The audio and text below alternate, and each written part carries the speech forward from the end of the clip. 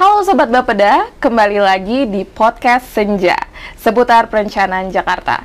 Kayaknya kita udah lama banget ya nggak bertemu di podcast Senja. Tapi tenang aja, sekarang kita sudah kembali lagi dengan tema yang luar biasa, yang lebih fresh dan tentunya lebih interaktif. Nah, Sobat Bapeda pernah nggak sih berpikir tentang gedung-gedung atau jalan-jalan yang ada di kota Jakarta itu langsung jadi begitu aja tanpa direncanakan? Tapi sebenarnya nggak, karena setiap pembangunan yang ada di kota Jakarta itu pasti ada rencananya dan direncanakan oleh planner atau perencana. Nah, hari ini kita udah kedatangan seorang planner muda, yaitu Mbak Intan Lestari, seorang perencana muda dari Bapeda Provinsi DKI Jakarta. Halo Mbak Intan, gimana kabarnya? Baik. Alhamdulillah. Mbak, sebagai perencana muda nih di Bapeda Provinsi DKI Jakarta, aku pengen nanya ke Mbak Intan yang mungkin bisa jadi edukasi buat sobat-sobat Bapeda yang ada dimanapun berada. Planner itu apa sih Mbak? Dan tugas dari planner di Bapeda Provinsi DKI Jakarta itu apa ya? Ya, jadi sesuai dengan topik kita ya, suka duka perencana di Jakarta gitu. Jadi perencana itu adalah salah satu jabatan fungsional gitu. Jadi populasinya memang paling banyak di Bapeda gitu. Jadi perencana Bapeda ini sebenarnya backbone-nya dari Bapeda, karena memang core bisnis Bapeda adalah perencanaan.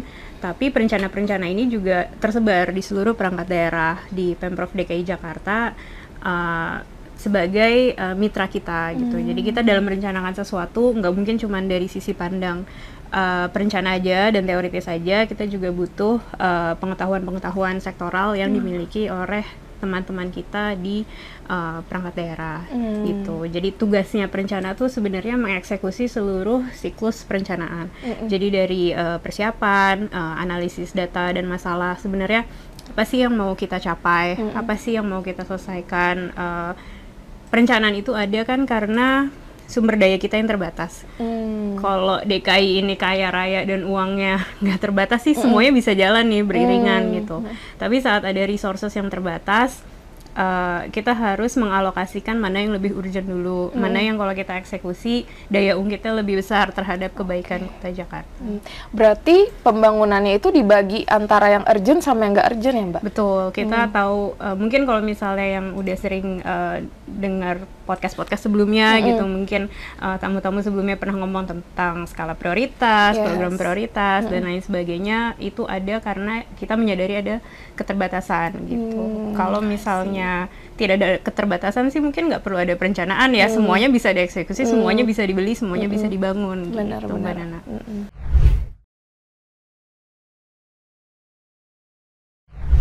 Keren ya, berarti ya perencanaan tuh ada karena adanya scarcity dan keterbatasan ya Mbak. Betul.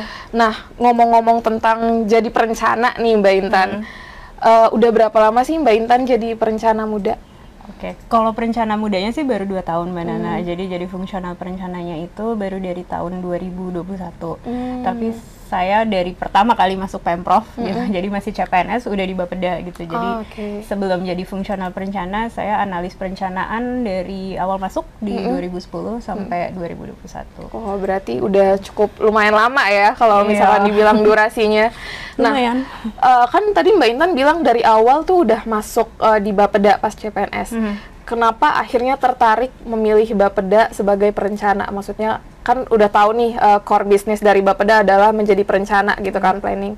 Berarti ada rasa tertarik dong untuk merencanakan kota Jakarta. Ya. Mungkin kalau misalnya jujur saat 2010 kita dulu belum milih sih Mbak Nana gitu. Jadi kita memang ditempatkan di Bapeda, tapi kebetulan core bisnisnya Bapeda itu sejalan lah dengan kompetensi gitu kan, dengan background pendidikan. Jadi dari situ saya mulai mendalami, karena ya memang gak ada pilihan kan, udah ditempatkan di Bapeda. Jadi saya mulai mendalami lagi terkait perencanaan, teori-teorinya dan lain sebagainya, dan ya mungkin ketertarikan itu bisa dibangun dari situ juga. Jadi lama-lama awalnya cuma biasa aja, lama-lama jadi cinta gitu ya, Mbak? Cinta banget ya. Mungkin awalnya dari penasaran juga sih. Penasaran juga gitu. Karena kan dulu pas baru masuk kita nih masih warga awam ya, gitu. Ngerasanya kayak kok kota kita begini-begini aja gitu sih. Sebenarnya ada masalah apa sih di belakangnya gitu, dan ternyata ya memang kompleks ya. Semua masalahnya luar biasa.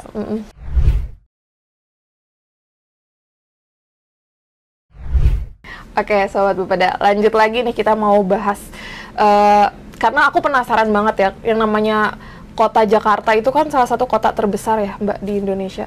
Di dunia pun bahkan. Di dunia bahkan Secara gitu penduduk. kan. Dan kompleks ya, isunya bukan cuma soal pendidikan, ada soal kemiskinan, terus juga kesejahteraan, banyak banget. Nah, saat ini tuh Bapeda DKI Jakarta lagi sibuk merencanakan apa sih Mbak prosesnya gitu? Oke, jadi saat ini kita sedang berproses menyusun, semuanya berjalan paralel nih Mbak Nana. Jadi kebetulan ada momen pilkada serentak, jadi momen ini dimanfaatkan oleh pemerintah pusat juga untuk mensinkronkan periodisasi dokumen-dokumen perencanaan. Gitu. Jadi kalau dulu kita suka ada gap, sekarang semoga setelah pasca 2024 ini semuanya lebih tersinkronisasi periodisasinya. Jadi kita sedang berproses menyusun dokumen perencanaan jangka menengah atau kita kenal sebagai RPJMD, yang kemungkinan periodisasinya nanti 2024-2029 atau 2025-2029 sinkron dengan RPJMN. Berarti 5 tahun tuh? 5 tahun. Yang lagi ongoing juga adalah dokumen-dokumen jangka panjang seperti RPJPD. RPJPD itu nanti periodisasinya 2025-2045 berbarengan juga dengan RPJPN. Gitu. Dan kita juga lagi finalisasi, tinggal dikit lagi untuk RTRW, Rencana Tata Ruang Wilayah Jakarta, yang sama periodisasinya juga 20 tahun gitu. Jadi dokumen-dokumen ini mengatur hal-hal yang berbeda dari sisi time frame waktunya, dari sisi kebijakannya. Kalau RPJMD mungkin lebih deskriptif karena dia periodenya lebih singkat ya. Kalau RPJPD itu yang lebih memuat visi jangka panjang. Dan RTRW adalah dokumen spesial yang mendukung ke arah yang sama gitu. Jadi visi yang sama didukung dengan kebijakan keuangannya gitu. Karena kita nggak bisa memisahkan antara kebijakan yang spasial dengan kebijakan yang aspasial gitu. Jadi apapun yang kita rencanakan itu dia memiliki efek timbal balik antara dua dokumen ini gitu sih Mbak Nana. Meskipun dibedakan rencananya tapi harus connected each other gitu ya Mbak ya? Iya, jadi mungkin contohnya gini, selama ini kita punya masalah misalnya kekurangan hunian gitu di Jakarta. Di dokumen perencanaan kita memberikan target misalnya backlog hunian kita misalnya 100.000 gitu atau 200.000. Nah, di dokumen spasial ini juga menganalisis 100.000 ini lokasinya di mana aja gitu. Jadi kalau misalnya kita punya proyeksi pertumbuhan penduduk 5 tahun ke depan, 20 tahun ke depan, sebenarnya kita bisa melihat proyeksi tersebut secara spasial juga gitu. Jadi kita punya banyak kecamatan nih. Sebenarnya yang tumbuh di mana sih? Kecamatan yang tumbuhnya paling tinggi bisa jadi kayak di Jakarta Pusat, jumlah penduduknya nggak bertambah gitu. Jadi kalau misalnya kita bangun hunian di Jakarta Pusat ya nggak laku-laku juga karena nggak banyak. Marketnya bukan di situ gitu. Jadi ternyata yang butuh hunian di pinggiran gitu. Jadi inilah pentingnya sinkronisasi antara dokumen spasial dan non spasial. Oh gitu. Sama kayak sekolah juga gitu kali ya Mbak ya? Betul gitu. Cuman kan kembali lagi kota ini sudah ada gitu. Jadi kalau misalnya ini masih kertas kosong putih, mungkin kita tahu masalahnya di sini, kita bangun di sini. Tapi karena kota ini udah ada, jadi ya kita menjembatani antara kebutuhan yang sangat dinamis itu dengan yang struktur yang udah ada gitu. Gimana ya, kita sering dengar kan, di Jakarta susah nyari lahan gitu. Padahal kita mau nambah RTH dan lain sebagainya gitu. Jadi maksudnya masalahnya ada, tapi solusinya tidak mudah untuk diaplikasikan karena kotanya sudah terbangun. Balik lagi dengan keterbatasan yang tadi sempat Mbak Intan bilang ya. Menarik tuh Sobat Bapeda, tadi Mbak Intan sempat sebutin bedanya RPJMD sama RPJPD. Ternyata dari pemberlakuan waktu, terus juga dari isinya juga berbeda.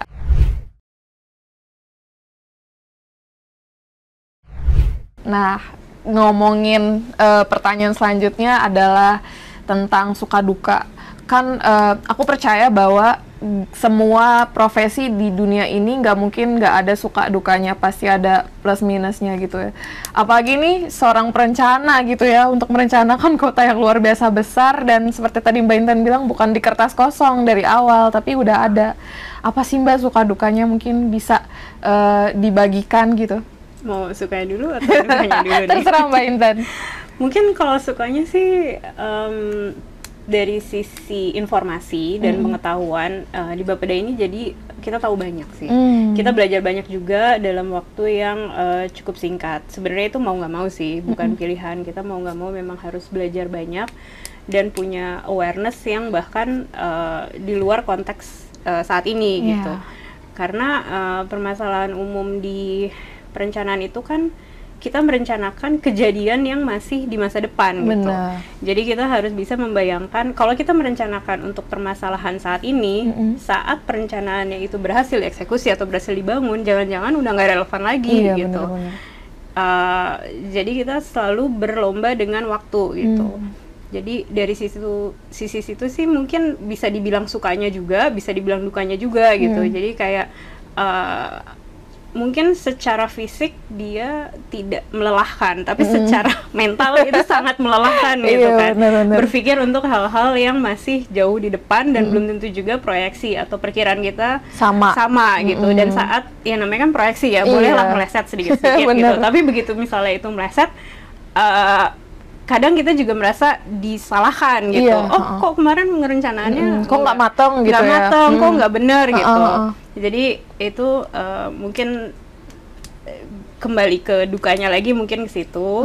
Terus kita ini juga pas masa-masa perencanaan atau penganggaran, kayaknya kita jadi musuh bersama perangkat daerah gitu. Karena kayak Bapak Dan ya ngasih waktu input cuman 2 malam, udah gitu ngasih waktu inputnya pas weekend dan lain sebagainya gitu. Jadi memang ada dinamika tersendiri yang mungkin di luar kapasitas kita atau di luar profesionalitas kita gitu. Misalnya kita udah ngatur nih jadwal Mbak Nana gimana ya biar nggak kena weekend, gimana ya biar nggak lembur, gimana ya biar nggak 2 hari tapi 1 minggu gitu kan, karena ya pekerjaan yang diburu-buru pasti kurang teliti dan lain sebagainya gitu. Tapi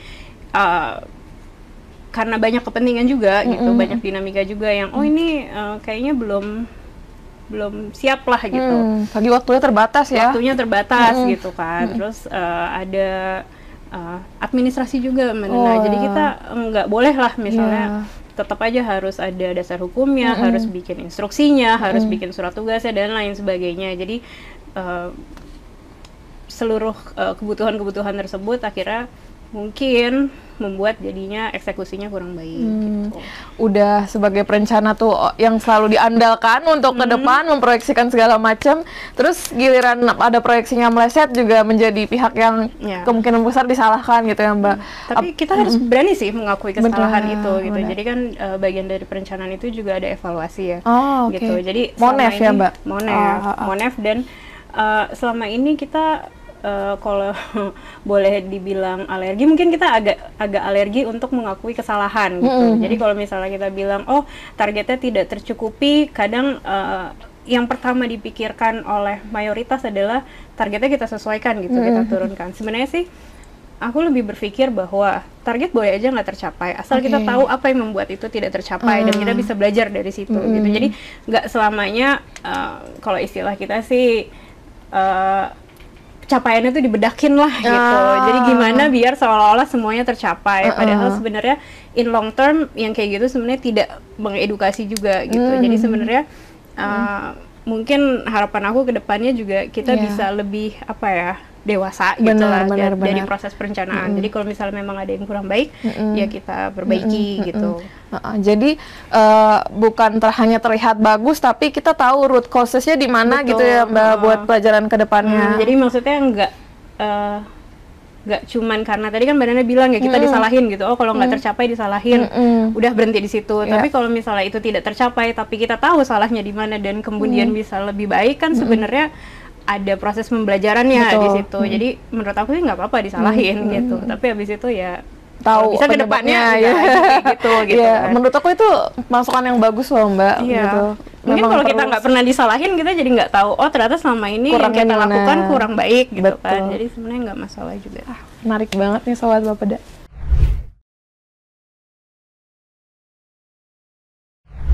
Tadi kita udah bahas tentang suka dukanya jadi planner nih Sobat Bapeda. Nah, sekarang aku punya pertanyaan lain. Mau nanya ke Mbak Intan secara personal ya. Kira-kira apa sih impian yang Mbak milikin buat kota Jakarta ke depannya? Ya, impiannya sih simpel Mbak Nana. Jadi kita sebagai warga bisa hidup lebih nyaman aja lah gitu di kota Jakarta gitu. Jadi semoga dengan proses-proses yang kita lalui saat ini lebih membuka banyak pilihan bagi warga-warga untuk hidup dengan lebih nyaman gitu. Contohnya sih kayak transportasi gitu. Dulu kan kita kalau misalnya mau bergerak dari satu titik ke titik lain nyaman ya harus pakai kendaraan pribadi gitu kan. Tapi dengan adanya transportasi umum, jalur sepeda, pedestrian yang oke gitu. Jadi kita punya opsi naik transportasi umum juga oke kok. Jalan kaki juga oke kok gitu. Jadi banyak kemudahan-kemudahan yang dirasakan oleh warga gitu sih mungkin intinya.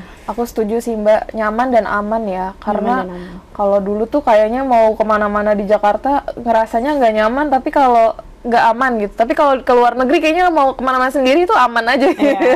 Dan kualitas ruangnya juga sih. Jadi mungkin permasalahan banyak kota-kota terutama yang didevelop itu setelah tahun 1960 ke atas, setelah produksi massal kendaraan pribadi seperti mobil adalah skalanya gitu. Jadi dia didesain untuk pergerakan yang kecepatan tinggi dengan mobil dan lain sebagainya.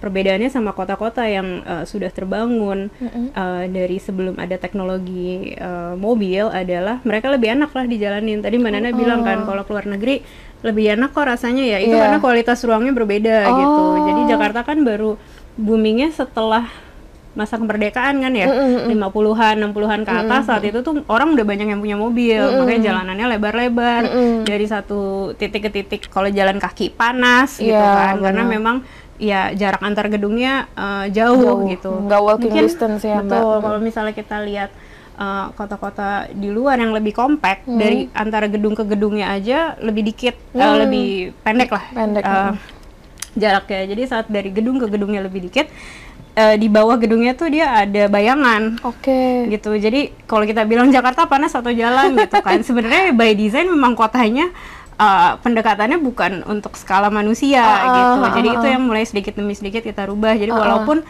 gedungnya jauh-jauhan, tapi kita tanam pohon di antaranya gitu. Jadi mau jalan juga tetap adem ya. Gitu. Memang paradigma pembangunan ini yang kita berusaha shifting juga sih dari yang dulu mungkin lebih ke car oriented gitu kan, sekarang lebih ke human oriented lah. Kayak TOD gitu ya Mbak ya, transit. Nah, kalau sebagai perencana Mbak punya proyeksi nggak ntar Jakarta pasti bisa seperti negara-negara seperti itu gitu? Kalau optimis sih ada gitu ya. Kan, karena dalam 5 tahun, 10 tahun terakhir ya selama saya di Pemprov juga udah mulai kelihatan gitu. Jadi banyak perubahan ya. Betul. Jadi sebenarnya kita sebagai pemerintah tuh kadang cuman menginisiasi gitu. Jadi kita perbaiki satu hal, komunitas dan masyarakat sekelilingnya akan mengikuti gitu. Tapi yang bukan dari resourcesnya pemerintah, karena kan nggak mungkin ya semuanya dibiayain sama pemerintah. Mungkin kalau Mbak Nala lihat di sepanjang Sudirman aja gitu, setelah ada MRT mulai banyak tuh frontage gedung tuh yang membuka gitu. Kalau dulu kan kayak gedung-gedung anti banget ya sama pejalan kaki, pagar dan lain sebagainya, nggak ada akses masuk yang khusus pedestrian. Tapi sejak ada MRT mulai banyak yang kafe-kafe yang ngadep ke jalan dan lain sebagainya gitu. Itu kan sebenarnya nggak kita rencanakan ya. Jadi kita cuman ngasih satu pemantiknya lah gitu. Oh, ternyata begitu kita buka kayak di kawasan Dukuh Atas aja, dulunya kan sangat-sangat tidak ramah pejalan kaki, tiba-tiba kayak kualitas ruangnya membaik yang dilakukan oleh gedung-gedung sekelilingnya gitu, tanpa kita minta gitu sebenarnya. Karena ya memang bisnis juga pasti melihat peluang itu kan ya. Dengan gitu. banyak massa gitu ya. Kayak akhirnya ya pola hidupnya manusia juga berubah gitu, jadi memang optimis sih pasti. Optimis ya. Sampai banyak banget loh Sobat Bapeda, kawan-kawan di Jakarta ya, kalau misalkan lewat Sudirman tuh Mbak ngerasa, kok gue ngerasa kayak bukan di Jakarta ya, kayak di Singapura gitu kan. Iya, tuh OTD dulu kan, bisa duduk-duduk dulu gitu kan. Sampai mungkin ada Sobat Bapeda yang di Citayam, ayo udah pernah ke Duku Atas ya waktu itu, catwalk segala macam. Ya, mungkin itu salah satunya contoh ya fenomena sosial. Iya, fenomena sosial.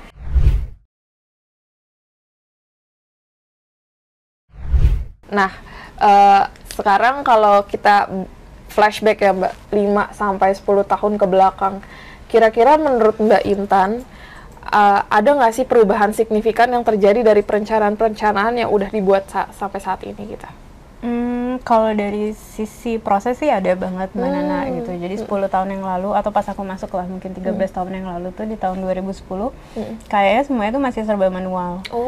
Gitu. Jadi datanya masih disimpan masing-masing gitu. Sistem perencanaannya juga belum terintegrasi gitu. Jadi kalau misalnya kita sekarang core-core evidence based planning harus berbasis data dan lain sebagainya, saat itu sulit sekali gitu dilaksanakan gitu. Jadi di Bapeda waktu itu juga baru dirintis Pusdatin Renbang kan gitu. Jadi sistem perencanaannya juga masih belum sebaik sekarang gitu. Tapi dalam waktu 10 tahun progresnya kerasa banget gitu. Bahkan kita punya sistem perencanaan duluan gitu sebelum Kemendagri ada gitu kan. Jadi kita udah punya sistem perencanaan e-planning saat itu, terus sekarang makin diperbaiki lagi gitu. Jadi saat kita bilang database policy itu udah bisa dieksekusi. Tahun 2010 sih dulu karena semua datanya masih scattered gitu, semuanya masih manual, konvensional, dan akuntabilitas datanya juga maksudnya ya kalau misalnya masih berbentuk file Excel disimpan di komputernya siapa gitu, itu kan juga secara akuntabilitas datanya kurang bisa dipertanggungjawabkan kan gitu. Nah kalau sekarang semuanya udah tersistem dengan kita juga punya satu data dan lain sebagainya, kerasa sih lebih mudahnya gitu. Jadi perencanaan itu tuh bisa lebih objektif karena ya kita berbasis data gitu. Kalau misalnya dulu subjektivitas di perencanaan itu sangat tinggi gitu karena semua orang pegang data, tapi mungkin data yang saya pegang dengan data yang dipegang oleh perangkat daerah berbeda gitu kan. Sekarang saat kita mengacu ke data yang sama, hasil dari perencanaan itu lebih objektif sih.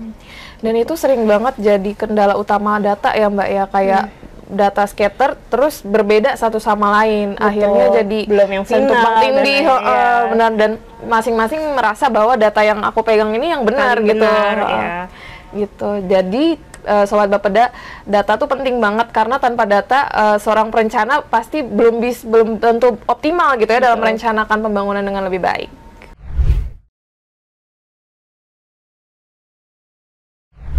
Nah, sekarang kita udah masuk ke pertanyaan paling terakhir, tapi tentunya tetap penting karena ini mengandung unsur motivasi untuk para perencana lainnya gitu.